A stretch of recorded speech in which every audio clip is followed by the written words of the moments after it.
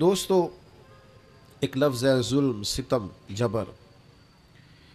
یہ انسانوں کے لیے بڑا تکلیف کا باعث ہوتا ہے. جس کے ساتھ زیادتی ہوتی ہے اس کا دل پوری طرح ٹوٹ جاتا ہے، اس کی روح کے اندر زخم ہو جاتے ہیں، اس کا باطن پوری طور پر توڑ پھوڑ کا شکار ہو جاتا ہے. کسی بھی صورت ظلم اور زیادتی کسی بھی مذہب میں اور کسی بھی اخلاقی معاشرے میں روا نہیں ہے. اور پھر دین اسلام جو دین رحمت ہے، جو دین کرم ہے، جو دین درگزر ہے، وہ تو اپنے ماننے والوں کو اس بات کی خاص تلقین کرتا ہے کہ وہ اپنی زندگی میں ہر قسم کی زیادتی سے، ہر قسم کے ظلم سے اپنے آپ کو اور اپنے ہاتھوں کو بچا کے رکھے. یہ جو ظلم اور زیادتی کسی بھی صورت میں ہوتی ہے، یہ تکلیف کا باعث ہوتی ہے.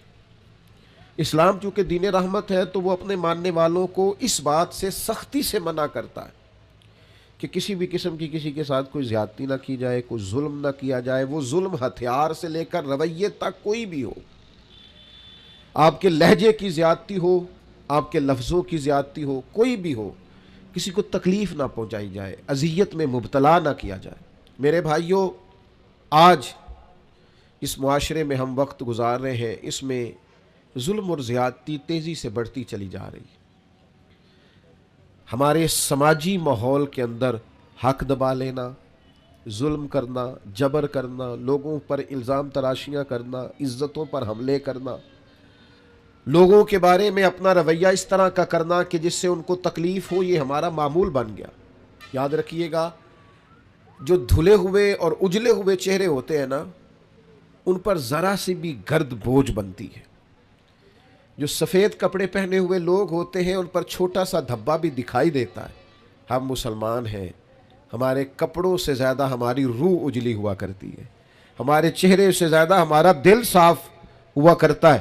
میرے بھائیوں، زیادتی نہیں یار، تکلیف نہیں. یہ جو ہمارا مزاج بن گیا ہے نا کہ کوئی نہ کوئی، میں آپ کی خدمت میں عرض کروں، پہلے تو لوگ دو بدو لڑائی کر لیتے تھے، اپنا غصہ نکال لیتے تھے. اب تو ہم جس دور میں ہیں یہاں لوگ سازش کرتے، تکلیف دینے کے نت نئے بہانے تراشتے. لوگ اب شرارتوں کے ساتھ، لفظوں کے ساتھ، جملوں کے ساتھ روحوں کو زخمی کرتے. یاد رکھیے گا، نبی رحمت صلی اللہ تعالی علیہ وسلم نے فرمایا کہ رب فرماتا ہے، لوگوں میں نے اپنی ذات پر ظلم کو حرام قرار دے دیا ہے. مالک و قادر مطلق ہو کر کریم فرماتا ہے، میں کسی پر ظلم نہیں کرتا، اور تمہارے درمیان بھی ظلم کو حرام قرار دیتا ہوں، کسی پر زیادتی نہ کرنا. میں کیسے آپ کو بتاؤں کہ بہویں دروازوں سے لگ کے رو رہی ہیں. بہو کا باپ صلح کرانے گیا ہے تو وہ روتا جا رہا ہے اور روتا آ رہا ہے. جس کے ہاتھ کوئی سرا آیا ہے کسی کی ڈور کھینچنے کا، پھر اس نے کم نہیں کی. کسی شخص کا کہیں ہاتھ پڑتا تھا، وہ طاقتور تھا تو اس نے پھر کمزور کو لتاڑنے میں، گھسیٹنے میں کوئی کسر نہیں چھوڑی. مومن کی یہ شان نہیں. مومن کا مقام تو یہ ہے کہ نبی پاک صلی اللہ علیہ وسلم سے پوچھا گیا، حضور فرماتے ہیں حضرت موسیٰ علیہ السلام نے اللہ سے پوچھا، مالک تیری بارگاہ میں معزز کون ہے؟ بڑے لوگ بڑی جگہوں پہ معزز ہیں، کوئی خاندان میں معزز ہے، کوئی قبیلے میں معزز ہے، کوئی علاقے میں معزز ہے، کوئی اپنے شعبے میں بڑا معزز ہے. اے اللہ تیرے حضور معزز کون ہے؟ تو حضور فرماتے ہیں، رب کریم نے حضرت موسیٰ علیہ السلام سے فرمایا، میرے کلیم، جس کے پاس بدلہ لینے کی طاقت ہو اور پھر بھی اپنے بھائی کو معاف کر دے، رب کی نظر میں اس کی بڑی عزت ہے.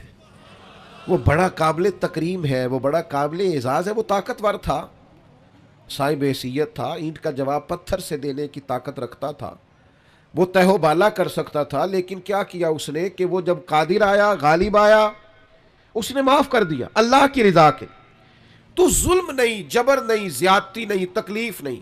اور اگر کوئی ظلم کر رہا ہے تو وہ یہ مت بھولے کہ اگر کسی کو پتہ نہیں ہے کہ میں زیادتی کر رہا ہوں، وہ گھر میں زیادتی کر رہا ہے، یا دکاندار ہو کے گاہکوں سے زیادتی کر رہا ہے، یا آفیسر ہو کر اپنے ماتحتوں سے زیادتی کر رہا ہے، یا سربراہ ہو کر کسی ادارے کا، اس ادارے کے معاملات سے زیادتی کر رہا ہے، استاد ہے تو شاگردوں کے حق میں کسی قسم کی ناانصافی کا مظاہرہ کر رہا ہے، وہ کوئی بھی اگر وہ سمجھتا ہے کہ میں زیادتی کر رہا ہوں، ظلم کر رہا ہوں، اور یہ کہ کسی کو پتہ نہیں چل رہا، میری سازش بڑی کامیاب جا رہی ہے اور میں نے آنکھوں میں دھول جھونک رکھا ہے، تو اللہ کا قرآن بولا، فرمایا وَلَا تَحْسَبَنَّ اللَّهَ غَافِلًا عَمَّا يَعْمَلُ الظَّالِمُونَ، فرمایا اے سننے والے، ہرگز اللہ کو ان کاموں سے بے خبر نہ سمجھنا جو کام ظالم کر رہے ہیں۔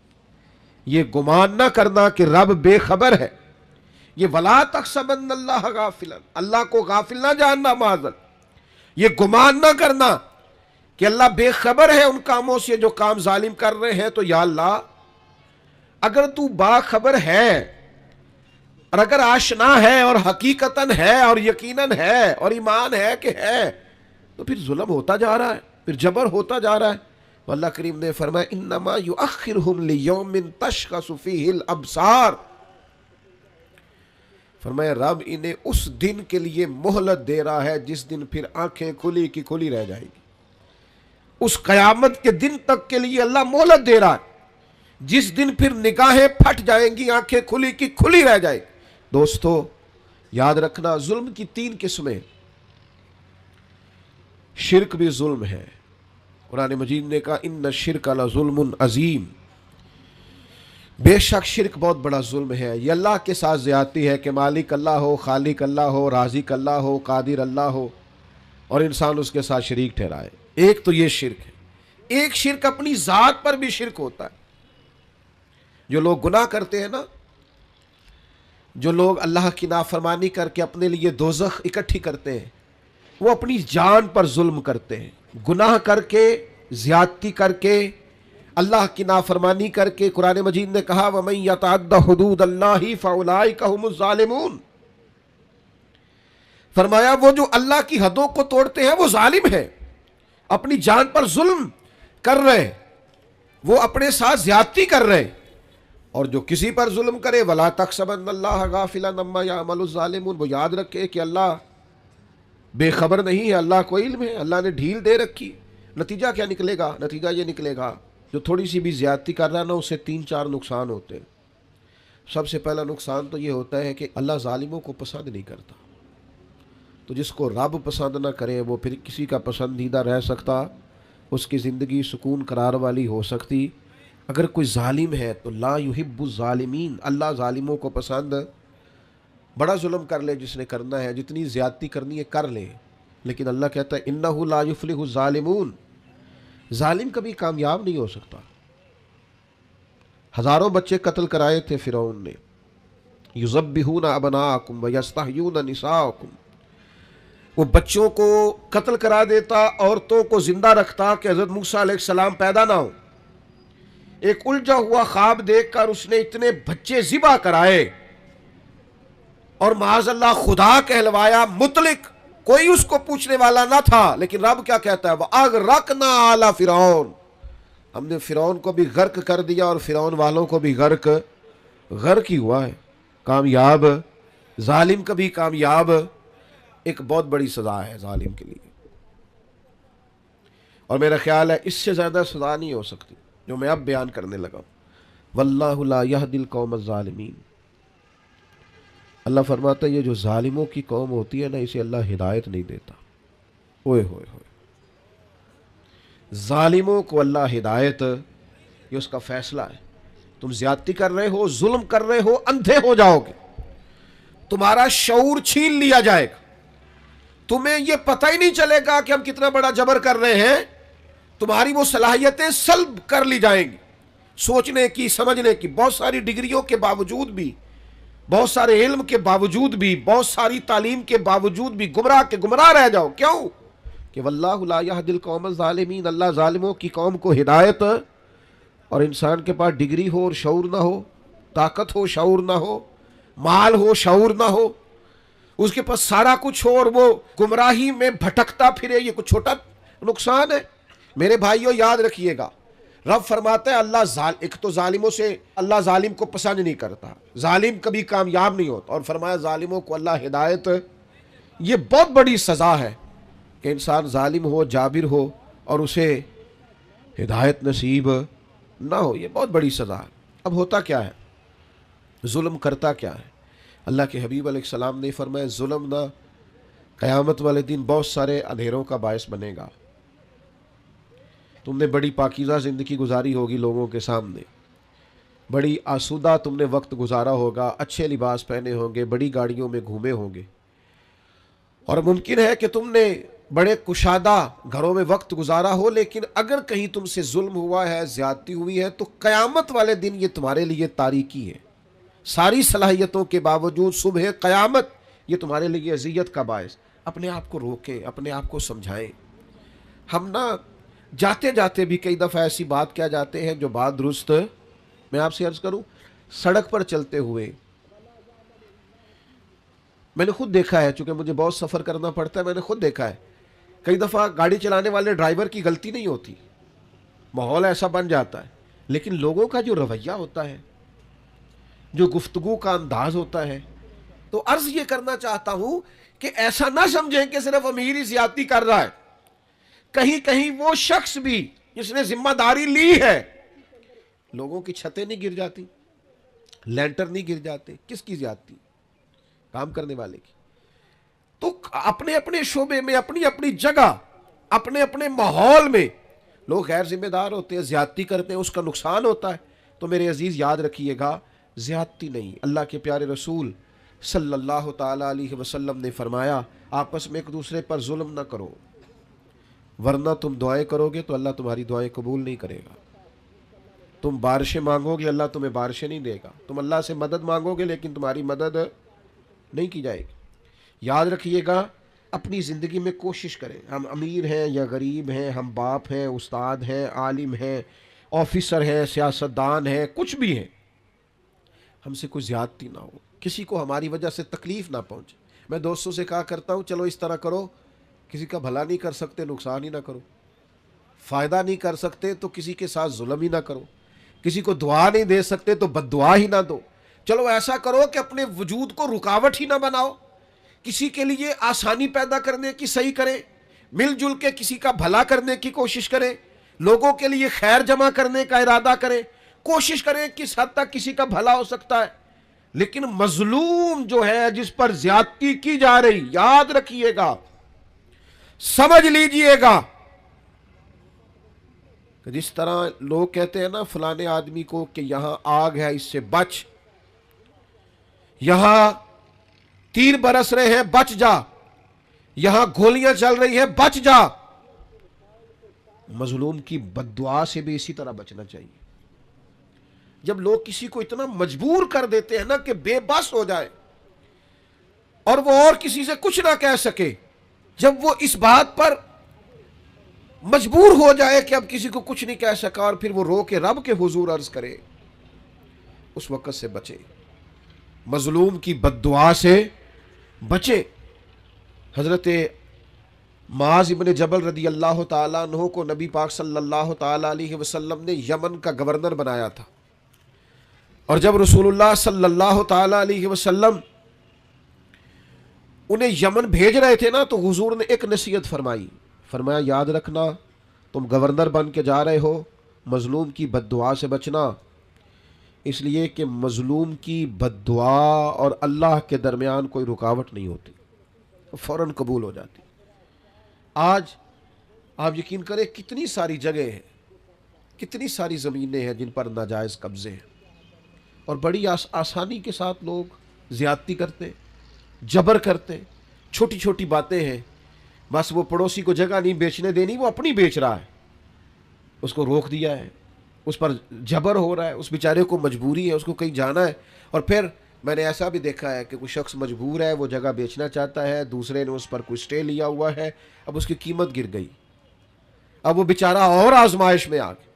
نبی رحمت نور مجسم شفیع معظم صلی اللہ علیہ وسلم نے فرمایا، جس نے کسی کی بالشت بر زمین پر قبضہ کیا ناجائز، ایک بالشت، ایک گیٹ، اللہ قیامت والے دن 7 زمینوں کا طوق بنا کے اس کے گلے میں ڈال دے گا۔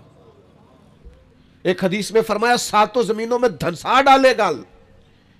کیوں ناجائز قبضے کرتے؟ انسان کے لیے صرف 2 گز زمین کی ضرورت ہے، جس کا وہ اصل مالک ہوتا ہے قیامت تک، جس میں رہنا ہے۔ لیکن ہمارے ہاں چھوٹی چھوٹی چیزوں پر لوگ ایک دوسرے کا ساتھ زیادتی کرتے ہیں۔ او بھائیو، اگر بادشاہ چاہتے ہیں نا ان کے محل سلامت رہے، تو وہ کوشش کرے کسی کی جھونپڑی کو تکلیف نہ دے۔ اگر وہ چاہتے ہیں نا ان کے بڑے بڑے مینار قائم رہیں تو وہ کبھی بھی کسی غریب کی کٹیا گرانے کا خیال اپنے دل سے نکال دے. اگرچہ تم بڑے بنگلوں میں بستے ہو لیکن ہو سکتا ہے کسی غریب کی دعا کی برکت سے ہی اللہ نے تمہیں کشادہ گھر دے رکھا ہو سکتا ہے کسی مسکین نے جو تمہارے گھر سے لقمہ کھا کے تمہارے لیے ہاتھ اٹھائے ہو اس کی برکت سے اللہ نے تمہیں یہ سعادت دے رکھی ہو. تو بھائی ظلم نہیں، زیادتی نہیں. نبی پاک صلی اللہ تعالی علیہ وسلم نے ارشاد فرمایا کہ رب فرماتا ہے 3 طرح کے لوگ ایسے ہیں قیامت کے دن اللہ فرماتا ہے میں ان کے خلاف کھڑا ہوں گا، میں ان لوگوں کا مخالف ہوں گا.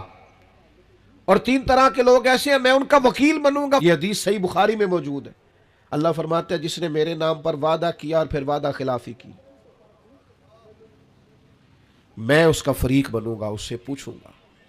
اور جس نے کسی آزاد کو بیچ کر قیمت کھا لی، غلام بنا ڈالا، قیامت میں اس کا فریق بنوں گا. اور سننا نبی کریم علیہ السلام نے فرمایا، صحیح بخاری میں موجود ہے، رب فرماتا ہے جس نے کسی کو مزدوری پہ رکھا پھر مزدور سے کام تو پورا لیا لیکن مزدوری نہ دی، اللہ فرماتا ہے میں قیامت میں اس کا فریق بنوں گا. آپ یقین کریں مجھے مکے اور مدینے میں لوگ تڑپتے اور روتے ہوئے ملے ہیں کہ حضرت صاحب محنت کی ہے، مزدوری کی ہے، پر مالک نے پیسے نہیں دیے، تنخواہیں کھا گیا، گھر چھوڑا ہے، بچے چھوڑے ہیں، پردیس میں بیٹھے. لیکن لوگ سمجھتے ہی نہیں. جہاں بھاگ جا جگہ سے ملتے ہیں لے لے، ہاں ملتے ہیں، کیوں نہیں ملتے، یہ ملیں گے. انما یؤخرہم لیوم تشخص فیہ الابصار، یہ تمہیں قیامت میں دینے ہیں. تم نے کہا جاؤ جہاں سے ملتے ہیں لے لو، ملتے ہیں. رب دیتا ہے اور اپنے فضل سے دیتا ہے اور وہ دے گا اور تم دیکھو گے تمہیں دینے پڑیں گے. یاد رکھیے گا مظلوم کے ساتھ زیادتی بالکل نہیں، قطعاً نہیں. اور مظلوم کوئی بھی ہو، کسی طرح کا بھی ہو، ذمہ ہو، کسی مسلمان ملک میں رہتا ہو لیکن کافر ہو، اس کے ساتھ بھی زیادتی کی اجازت اللہ کے پیارے رسول صلی اللہ تعالی علیہ وسلم نے فرمایا جو شخص کسی ذمہ پر ظلم اور زیادتی کرے یا اس سے اس کی طاقت سے زیادہ کام لے یا اس کی کوئی چیز اس کی مرضی کے بغیر لے تو فرمایا قیامت کے دن میں اس ذمہ کافر کا وکیل بن کے گویا اپنے امتی پر مقدمہ کروں گا. کیوں زیادتی کی تم نے، کیوں ظلم کیا؟ میرے بھائیوں ہمیں نا حساس ہونا پڑے گا، تھوڑا سا ان چیزوں کو سمجھنا پڑے گا. ہمارے گھروں میں بڑی زیادتیاں ہوتی ہیں، ہم چپ رہتے ہیں. آپ نے ناراض نہیں ہونا، بعض جگہ پہ ساس زیادتی کر رہی ہوتی ہے، سسر صاحب اپنی عزت بچائے بیٹھے، یہ زیادتی ہو رہی ہے اور تیرے سامنے ہو رہی، اور تو اس لیے دانت دبائے بیٹھا ہے کہ تو اگر بولے گا تو پھر تیرے بارے میں بھی بات ہو جائے گی. اور اپنا دفاع کرتے کرتے ظلم کو دیکھتا جا رہا ہے. ہمارا دوست اپنے ملازم پر زیادتی کر رہا ہوتا ہے، ہمیں خبر ہوتی ہے، لیکن ہم کہتے ہیں مجھے کیا لگے، میرے تعلقات تو ٹھیک چل رہے ہیں نا. ہمارے اڑوس پڑوس میں بہت سارے لوگ ظلم کا، جبر کا، زیادتی کا بازار گرم کیے ہوئے ہوتے ہیں، لیکن ہم گونگے بنے رہتے ہیں، جان بوجھ کے اندھے بہرے بنے رہتے ہیں. ہم ہاتھ روک سکتے ہیں. اللہ کے حبیب علیہ السلام نے فرمایا ظالم کی بھی مدد کرو اور مظلوم کی بھی مدد کرو. میرے عزیز یاد رکھیے گا حضور علیہ السلام نے فرمایا اپنے بھائی کی مدد کرو چاہے ظالم ہو چاہے مظلوم ہو. تو فوراً صحابہ نے عرض کی یا رسول اللہ صلی اللہ تعالی علیہ وسلم مظلوم کی مدد تو سمجھ میں آتی ہے، یہ ظالم کی مدد کیسے کریں؟ اللہ کے حبیب نے فرمایا اسے ظلم سے روک دو، یہی اس کی مدد ہے. اسے سمجھا دو کہ بھائی یہ تو زیادتی کر رہا ہے، یہ تو غلط کر رہا ہے، اس سے تو اپنے لیے دوزخ کٹھی کر رہا ہے. اسے سمجھا دو، قائل کر دو، اسے اس ظلم سے روک دو، بڑی مدد ہے، اس کی دنیا اور آخرت بچ جائے گی. اسے قائل کرو. تھوڑی دیر کے لیے آپ کو برا بھلائی کہے گا نا، ہمارا مخالف ہی ہو جائے گا نا، کوئی حرج نہیں. بندہ مخالف ہو جائے، اللہ راضی ہو جائے تو یہ سودا مہنگا ہے، یہ تو بڑا سستا سودا ہے. بندہ مخالف ہو جائے اور اللہ راضی ہو جائے، اس میں کیا حرج؟ اس لیے مدد کریں اور خوب مدد کریں. میں آپ کی خدمت میں عرض کروں یہ جو ظلم ہوتا ہے نا یہ بھولتا نہیں. تھوڑی سی بھی زیادتی کسی کے ساتھ ہونا تو اس بندے کو بھولتی یاد رہتی. جب قیامت میں غریبوں کو اللہ اختیار دے گا کہ ان لوگوں کو بلاؤ جنہوں نے زیادتیاں کی تھی، تو پھر غریب اس دن طاقتور ہوں گے خدا کے فضل سے. تمہیں کٹہروں میں کھڑا کیا جائے، اس لیے مارا تھا. میں آپ کی خدمت میں عرض کروں چھوٹی چھوٹی چیزیں لوگ دبا لیتے ہیں. آپ یقین کریں واپس نہیں کرتے. اور پھر لفظ کیا ہے؟ جا جہاں سے ملتی ہے وہاں سے لے لے، جہاں سے تجھے میسر آتی ہے وہاں سے جا کے. اللہ کے رسول صلی اللہ علیہ وسلم نے فرمایا، یہ سنن ابو داؤد میں بھی حدیث موجود ہے اور دیگر جگہوں پر بھی موجود ہے. حضور فرماتے ہیں اللہ تعالیٰ دنیا میں کسی گناہ کی سزا اتنی جلدی نہیں دیتا جتنی جلدی ظلم اور قطع رحمی کی سزا دیتا ہے. آخرت میں جو عذاب ہوگا وہ الگ ہے، لیکن دنیا کے اندر اتنی جلدی کسی جرم کی سزا نہیں ملتی جتنی جلدی سزا ظلم کی ملتی. مکران شاہ تھا نا، بادشاہ تھا وقت کا، تو سیر کا بڑا شوقین تھا. سیر پہ گیا ہوا تھا تو بہت ساری فوج بھی ساتھ جاتی تھی، سپاہی ساتھ جاتے تھے. اس کے سپاہیوں نے کیا کیا، ایک بوڑھی عورت کی گائے جبرن ذبح کر کے نہ کھا لی. اب وہ بوڑھی نے جب بات کی تو انہوں نے ڈانٹ دیا. جس دن بادشاہ نے واپس جانا تھا، کسی طریقے سے ایک پل تھا دریا کے اوپر سے گزرتا تھا، دریا کے اس پار جنگل تھا جہاں کچی بستیاں تھیں، وہاں اس بوڑھی کی گائے ذبح کر کے وہ کھا گئے. تو بادشاہ جب پل سے گزر رہا تھا نا تو بوڑھی پل کے اندر کہیں چھپ کے بیٹھ گئی. جب بادشاہ کی سواری گزری نا تو بھاگ کے آ کے اس نے گھوڑے کی لگام تھام لی، کہنے لگی مکران شاہ ٹھہر جا، رک ذرا، میرے اوپر ظلم کر کے ایسے جا رہے تو. بادشاہ کہتا ہے بڑا طاقتور تھا، لیکن بوڑھی نے جملہ کہا چکرا کے زمین پہ گرا اور تڑپ گیا بادشاہ وقت. بوڑھی کہنے لگی میں بیوہ بے اولاد ہوں، تیرے سپاہی میری گائیں ظلمن جبرن ذبح کر کے کھا گئے ہیں، اس پل پر چھپ کے بیٹھی تھی، میں نے بڑی مشکل سے تیرا گھوڑا روکا ہے، لگام تھامی ہے، بس ایک سوال کا جواب دے کہ میری گائے کا حساب اس پل پہ دینا ہے کہ پل صراط پہ دینا ہے، ابھی فیصلہ کر، یہاں دینا یا وہاں. بادشاہ چکرا کے زمین پہ گرا، رویا، کہنے لگا نہیں میں پل صراط پہ حساب نہیں دے سکتا، تو یہی حساب لے لے، وہ مشکل ہے. بلاؤ سپاہیوں کو، او بھائیو حساب تو دینا ہے، آج کے پل پہ نہ دو گے تو پل صراط. اور ایک اور بہت بڑا ظلم ہم کرتے ہیں، زمین پہ قبضہ، مال پہ قبضہ، عزتوں پہ حملہ. راز نہ ہونا، ہمیں عادت ہو گئی ہے غیبت کرنے کی. میں ایک جگہ پہ گیا ہوا تھا تو ایک صاحب مجھے کہنے لگے جی یہ جس مسجد میں آپ آئے ہیں نا، اس مسجد کے مولوی صاحب اور کمیٹی کے ساتھ مل کے بڑے پیسے کھا گئے مسجد کے. اتنی مجھے تکلیفات باتوں کا بڑا غصہ آتا ہے. میں نے اس سے کہا کہ آپ نے کتنے دیے پیسے؟ کہنے لگا جی نہیں میں تو نہیں دیتے، لوگوں نے دیتے نہیں. تو میں کہ یار آپ ہی لوگ کی پوچھ لیں گے، تو کیوں ایڈا پریشان ہے؟ عجیب تیرا فلسفہ ہے بھائی، تو ایک عالم دین کی عزت پر تو حملہ کر رہا ہے، تجھے پتہ ہی نہیں. لوگ سمجھتے نہیں، بڑے بڑے باعزت لوگوں کے بارے میں لوگ جملہ بول دیتے ہیں، مخلوق تو فنکار ہے اس درجہ کے پل بھر میں سنگے در کعبہ سے بھی اسنام تراشے، اور تم کون ہو کیا چیز ہے داغے کبابی. لوگوں نے تو مریم پہ بھی الزام تراشے، حضرت مریم سلام اللہ علیہا پر بھی الزام لگا دی. لوگ باز ہی نہیں آتے. حضرت عمر کا زمانہ تھا، حضرت سعد بن ابی وقاص یہ 7ویں مسلمان ہیں اور نبی پاک علیہ السلام کے ماموں ہیں رشتے میں. عشرہ مبشرہ اور وہ بڑی لسٹیں جن میں بڑے بڑے بزرگ شامل ہوتے ہیں، سمجھ لیں اس لیول کے آدمی حضرت سعد بن ابی وقاص، اور ساری زندگی میدان میں گزاری. کوفے کا گورنر بنایا گیا تو پتہ لوگوں نے کیا شکایت لگا دی، ان کو تو جی نماز نہیں صحیح پڑھانی آتی. ہائے ہائے. حضرت سعد بن ابی وقاص سے جناب عمر نے پوچھا، اور یہ بخاری مسلم میں حدیث. آپ فرمانے لگے سعد لوگ یہ کہہ رہے ہیں. فرمایا مجھے اللہ کی قسم میں اس طرح نماز پڑھاتا ہوں جس طرح میں نے اپنے نبی سے سیکھی ہے. لوگ باز ہی نہیں آتے، دیکھتے نہیں بندہ کتنا بڑا ہے. تیری زبان جس کی بارے میں مرضی بات کر دیتی ہے. حضرت سعد بن ابی وقاص رضی اللہ تعالیٰ عنہ سے کے بارے میں جب شکایات آئیں کوفہ سے تو حضرت عمر نے بندہ بھیجا، فرمایا تفتیش کرو. جس جس جگہ لوگ گئے، صحابہ گئے تفتیش کرنے، معلومات کرنے، حقیقت پوچھنے، ہر ایک نے جناب سعد کے لیے دعا کی. کہاں اتنا اچھا آدمی. لیکن ایک شخص تھا اسامہ بن قتادہ ابو سعدہ، وہ کھڑا ہو گیا. اس نے 3 باتیں کی. کہنے لگا جی دیکھیں کتنے بڑے آدمی کی عزت پر حملہ کر رہا ہے، کتنا بڑا ظلم کر رہا ہے. کہنے لگا جی ایک تو یہ لوگوں کو جنگ میں بھیج دیتے ہیں، خود نہیں جاتے.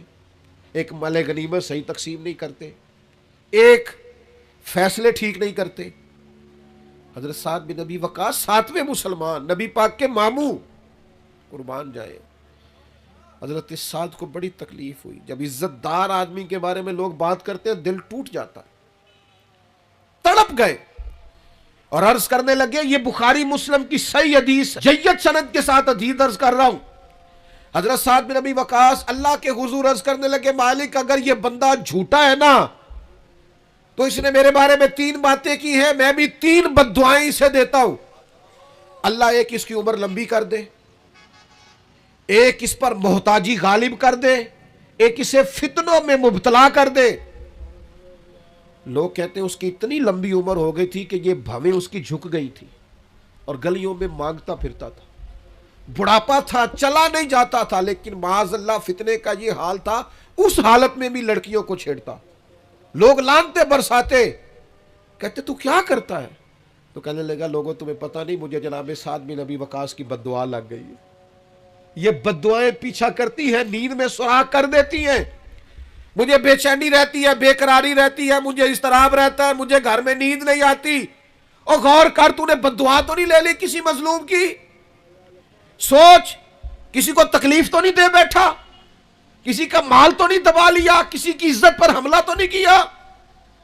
نبی اکرم صلی اللہ تعالی علیہ وسلم نے فرمایا، مسند احمد میں موجود ہے، فرمایا مظلوم کی آہ اللہ ضرور بالضرور سنتا ہے، مظلوم کی، یہ یاد رکھنی ہے آپ نے حدیث، مظلوم کی بد دعا اللہ ضرور سنتا ہے، اگرچہ مظلوم فاسق فاجر ہو، اگرچہ مظلوم کافر ہو، اس کے کفر کا وبال اس پر، اس کے گناہ کا وبال اس پر، لیکن اگر کسی بندے نے اس پر ظلم کیا تو اللہ اس کی بات کو ضرور سنے گا۔ اور ہم تو عزت دار لوگوں کے بارے میں باز نہیں آتے، باوقار لوگوں کے بارے میں باز نہیں آتے، اولیاء اور صوفیاء کے بارے میں لوگوں کی زبانیں کھل گئی ہیں، لوگ بات سمجھتے ہی نہیں کس کے بارے میں کیا کہہ رہے ہیں۔ میں آپ کو یقین کے ساتھ کہتا ہوں، پہلے ہم یہ کبھی سنا کرتے تھے اور یہ ہمارے تجربے تھے، باتیں گزری تو ہمیں سمجھ آئی، تجربے سے گزری تو سمجھ آئی کہ تلوار کے زخم بھر جاتے ہیں، زبان کے زخم بھرتے نہیں۔ او میرے دوستو، کسی کو کوئی تھپڑ مارتا ہے تو وہ درد چند لمحوں کے لیے ہے، لیکن کسی کو گالی دیتے ہو تو وہ زخم بھرتا۔ اور اگر اپنے کسی پیارے کے بارے میں بیٹھ کے کہیں غیبت کرتے ہو نا، میں نے ایک دفعہ اپنے ایک دوست کے بارے میں اس کی غیر موجودگی میں کہا تھا، میں نے کہا یار ساری دنیا بات کر لیتی، تو نہ کرتا، تجھ سے شکوہ نہیں بے وفائی کا، پر تجھ سے امید بہت زیادہ تھی، تیرا تو پیار تھا، تیرا بنتا نہیں تھا، تجھے نہیں چاہیے تھا۔ اور پھر آپ ایک بات آپ کو بتاؤں، جن کے پاس بیٹھ کے ہم غیبتیں کرتے ہیں نا، یہ سگے نہیں ہوتے، یہ فوراً جا کے سناتے ہیں، اور آدھی بات آپ نے کی ہوتی ہے، باقی آدھی ان کے پاس ہوتی ہے، اور کچھ لوگوں کو چسکا لگا ہوتا ہے لوگوں کی عزتوں پہ ہاتھ ڈالنے، یہ کام کبھی نہ کریں، اور لوگ کر دیتے ہیں۔ میں نے اپنی زندگی میں دیکھا ہے ایسے واقعات۔ ایک بات آپ مجھے بتائیے، اتنا بڑا مجمع ہے، ہوتا حد نگاہ دوست ہی دوست ہیں، مجھے بتاؤ ہزاروں میں آپ لوگ ہیں، یہاں آج کسی بزرگ آدمی کے بارے میں، اسکول ٹیچر کے بارے میں، پروفیسر کے بارے میں، عالم کے بارے میں کوئی عورت اٹھ کے کہہ دے کہ اس نے میرے ساتھ 10 درازی کی ہے، تو لوگ تفصیل پوچھیں گے جا کے اس بندے سے کہ تو نے کیا کہ نہیں؟ کس کی مانی جاتی ہے؟ کوئی تفصیل ہی نہیں پوچھتا، کوئی کسی طرف جاتا ہی نہیں، کوئی وضاحت ہی نہیں لیتا، بات گھوم جاتی ہے۔ اور آپ میں 99 خوبیاں ہوں، اس کی تشہیر نہیں کرتے لوگ، لیکن ایک خامی ہو تو زیادتی کرتے، جگہ جگہ بات کو گھماتے، اور باتوں کا وجود نہیں ہوتا، وہ باتیں عام کر دیتے۔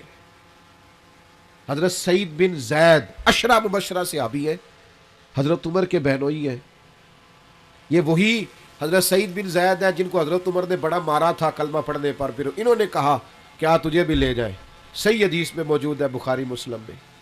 حضرت سعید بن زید پر ایک عورت نے الزام لگا دیا، آئے ہائے، عزت دار آدمی مر جاتا ہے جب کوئی اس طرح کا معاملہ کرتا ہے، اس کا وجود کاٹ دیا جائے تو اتنی تکلیف نہیں ہوتی، لیکن اگر کوئی اس طرح اٹھ کے کہہ دے، کس کو بندہ وضاحتیں دیتا پھرے، یہ مشکل ہو جاتا ہے۔ اتنا ظلم ایک عورت نے، اور عشرہ مبشرہ صحابی جن کی زندگی اتنی محفوظ ہے کہ نبی پاک نے انہیں دنیا میں رہتے ہوئے جنت کی بشارت دے دی، میں اکثر دیندار لوگوں سے کہتا ہوں، مجھے کوئی دوست کہتا ہے نا فلانا باتیں کرتا ہے فلاں عالم کے بارے میں یا فلاں بزرگ کے بارے میں، تو میں کہتا ہوں لوگوں نے تو نبیوں کو معاذ اللہ اور صحابہ کو معافی نہیں دی، تم کون ہو؟ باتیں ہیں کرنے دو۔ حضرت سعید بن زید پر الزام لگا دیا، اور الزام کیا لگایا؟ اس نے میری زمین پر قبضہ کر لیا۔ مدینے کا حاکم تھا مروان کے سامنے الزام لگا دیا۔ حضرت سعید بن زید حاکم کے پاس تشریف لائے۔ حاکم کہنے لگا یہ خاتون الزام لگاتی ہے کہ آپ نے اس کی زمین پر قبضہ کیا ہے۔ حضرت سعید بن زید کہنے لگے میں نے اپنے نبی سے سنا ہے جو کسی کی ایک بالشت زمین پر قبضہ کرے گا 7 زمینوں کا توق اس کے گلے میں ڈالا جائے گا۔ یہ حدیث سن کر بھی میں یہ کام کروں گا؟ کہا عورت کہہ رہی ہے میں اس حدیث کو سننے کے بعد آپ سے کوئی وضاحت نہیں مانگتا۔ حاکم تو نے تو بات ختم کر دی، لیکن وہ عورت مختلف جگہوں پہ الزام لگاتی رہی، میری زمین پہ قبضہ کر لیا، یہ کر لیا، وہ کر لیا۔ دل ٹوٹ گیا حضرت سعید بن زید کا، تکلیف میں آ گئے، اور پھر تڑپ کے ہاتھ اٹھائے، مظلوم تھے نا، کہنے لگے اللہ اگر یہ عورت جھوٹی ہے اتنی دیر تک اسے موت نہ دینا جب تک یہ اندھی نہ ہو جائے، اور اسے اس کی زمین میں ہی مارنا، اس کی زمین میں اس کی قبر بنانا۔ اتنے عزت دار آدمی پہ ظلم کیا، الزام لگا دیا، عزت پہ ہاتھ ڈال دیا۔ لوگ کہتے ہیں پھر وہ عورت اندھی ہوئی، پھر وہ دیواروں کو ٹٹول کے ہاتھ رکھ کے چلتی تھی۔ لوگ کہتے تھے کیا ہو گیا آنکھوں کو؟ کہتی تھی سعید بن زید کی بد دعا لگ گئی، یہ دعا لگ گئی ہے مجھے ان کی۔ ٹٹول کے گھومتی تھی، اس کی اپنی زمین میں کنواں تھا، ایک دن اپنے ہی زمین میں اپنے ہی کنویں میں گر کے مر گئی۔ حضرت سعید بن زید کی وہ بد دعا جو اس کی تھی آپ نے وہ پوری ہوئی۔ دوستو کسی کو اتنا نہ ستائے کہ وہ ہماری شکایت رب کے حضور کر دے، اپنے آپ کو سمجھائیں، اپنے آپ کو نرم کریں، اپنی طبیعت پر ان باتوں کا اثر کریں کہ ہمیں کسی کے ساتھ کسی قسم کی کوئی زیادتی، نہ کسی کا مال، نہ کسی کی زمین، نہ کسی کی عزت، نہ اور کسی طرح بھی کسی کے ساتھ کوئی ظلم کرنا